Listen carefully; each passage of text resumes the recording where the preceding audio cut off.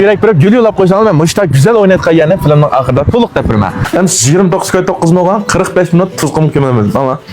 Hoca bu bakar resim yatmayı bunun da demek. Hoca film 29 mutken bu.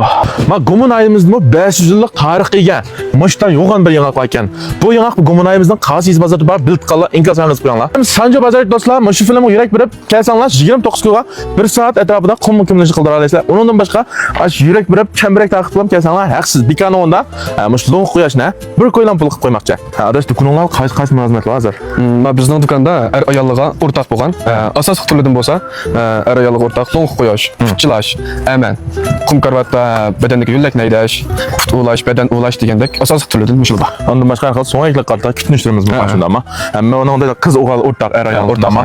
Maxsus mushu erlarning bunda kutinib qayeri intayin azdi. Sanjo bazar do'stlarimizga mushu yuqorqi munosabatlarni hammani qildirib kelsangiz bo'ldi. So'shlar yurak berib gülüyorlar koysanlar ben muşta güzel oynatkan yani filmnin ahırda toluk tepirme. Yeni ticaret başlaş münasebeti bilen mush long quyoshni haksız yana büyük koydan bol kuvvetlik maşulumni taqib çemberek chiqirib qo'yib kelsanlar. Ondan başqa qiz er ayol o'rtaq tuzuk kümelish.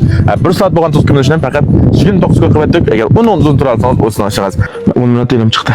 Uningdan boshqa bizning do'konimizga kelgandan keyin kelmasan, qumga tushish jarayonida kelgan kiyim-kechak, uningdan boshqa karvatning ustiga solgan qangdanlidan tortib, har qanday narsamizning hammasi bir ixtimliq emaslarni bir adam ishlatib bo'lgandan keyin yana bir ixtim cho'qim shavdo qilib, andin ikkinchi adam ishlatamiz. Tazliq jihatdan xotirjam bo'lib kelsanlar bo'ldi. Ishkilansanlar, o'sha ag'inimiz yana tijorat boshlabdi. Agar Sanjoda, o'sha ag'inani taniyotgan do'stlar qolsanlar bir qo'llab yurak berib kelib qo'yinglar. Sanjo bazar do'stlarning kelib bir ixtim mulozimatni qildirib boqishni chin ko'nglimizni tavsiya qilamiz, umid qilamiz. Do'konimizga barliq mulozimatlarni hammani e'tibor bilan qilib qo'ydik.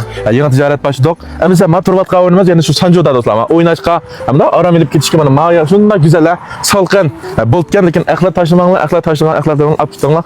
O'rnimiz Sanjo bazarning shu yo'ldan yaqinlamkan. Do'konimiz Chelsidagi Qizil chiroqdan Tok stansiyasi tarafga 100 metr masofa.